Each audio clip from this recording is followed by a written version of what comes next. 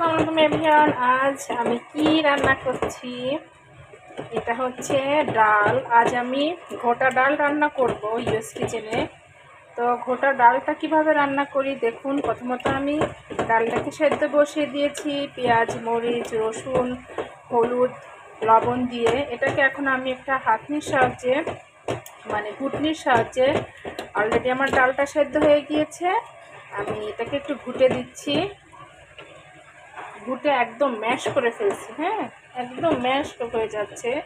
এভাবে ডালটা অবশ্যই রান্না করে খাবেন, ফ্লেভারটাও অন্যরকম আসবে, মশলা ডাল যেটাকে বলে।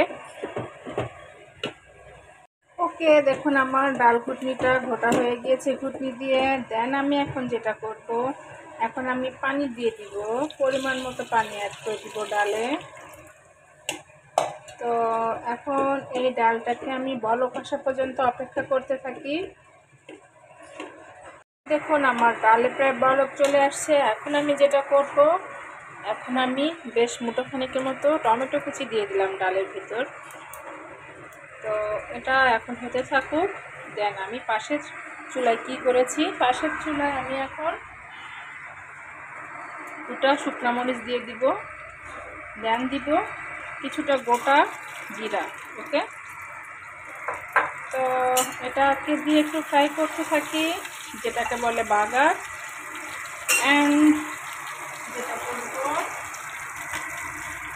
সেটা হচ্ছে আমি কিছুটা রসুন কুচি এবং অল্প পরিমাণের পেঁয়াজ কুচিও আমি দিয়ে দিব। তো এটা ফ্রাই হতে থাকুক। এখন আমি একটু গোল্ডেনিশ আসা পর্যন্ত অপেক্ষা করতে থাকি। আর এখানে আমার ডালে দেখুন অলরেডি বলক চলে আসছে। যেহেতু ডাল আমার অলরেডি রান্না প্রায় হয়ে গিয়েছে, এখন পরিমাণ মতো পানি দিয়ে ডালটাকে বলক দিয়ে মিনিট 2-1 মতো আমি এটাকে একটু জাল করে নিব। ততক্ষণে আমার এটা হতে থাকুক। এটাকে আমি একটু বেস্ট আকারে করতে থাকি। তো দেখুন আমার ডালে অলরেডি বলক চলে এসেছে। এখন আমি যেটা করব, আগে দিকে আমার প্রায় রসুন এবং পেঁয়াজ মরিচটা ভাজা হয়ে গিয়েছে। এখন আমি এই বাগারটা আমি ডালের ভিতর দিয়ে দিব।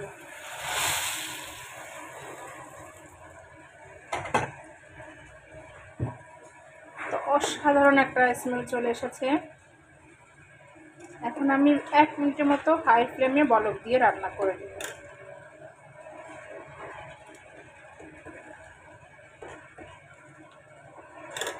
তো কি মনে হচ্ছে আজকে মশলা ডালটা কেমন হবে বলুন তো? আজকে মশলা ডালটা খেতে অসাধারণ হবে। অবশ্যই আপনারা এভাবে রান্না করে খেয়ে দেখবেন। দেন আমি এখন যেটা করব, লাস্ট ফিনিশিংয়ে টাটকা ধনেপাতা আমি দিয়ে দিব। ও ফিনিশিং টেস্টটা হবে আরও মজাদার। তো ধনেপাতা দিয়ে চেষ্টা করবেন বেশিক্ষণ আর জাল করবেন না। ধনেপাতা দিয়ে মিনিট 2-3 সেকেন্ড জাল করে চুলাটা স্টপ করে দিবেন। তো যাই হোক, আমি এখন চুলাটা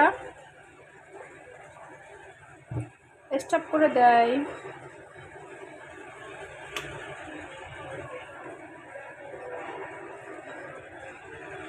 মানে একটা পুষ্টিকর খাদ্য, তাই না? ডাল আমাদের সবারই লাস্ট পাতে লাগবেই, সেটা 1 চামচ হোক আর 2 চামচ হোক। ডাল না হলে আসলে লাস্ট ফিনিশিংয়ে তৃপ্তি হয় না। তো অবশ্যই এভাবে মশলা ডালটা, মসুরের মশলা ডালটা আপনারা রান্না করে খেয়ে দেখবেন। মূল রেসিপিটি দেখতে হলে ইয়েস কিচেনের ফুল ভিডিওটা দেখে নিন। এই রেসিপিটা আমি দিয়ে দিয়েছি। আর এভাবে ডাল রান্না করলে ডালের টেস্টটাও বজায় থাকে এবং পুষ্টিটাও বজায় থাকে। সব কিছু মিলায়ে ডালটা হয় অসাধারণ। তো ইয়েস কিচেন মানে সাধারণ রেসিপি, অসাধারণ স্বাদ। ওকে, সবাই ভালো থাকবেন। আল্লাহ হাফিজ।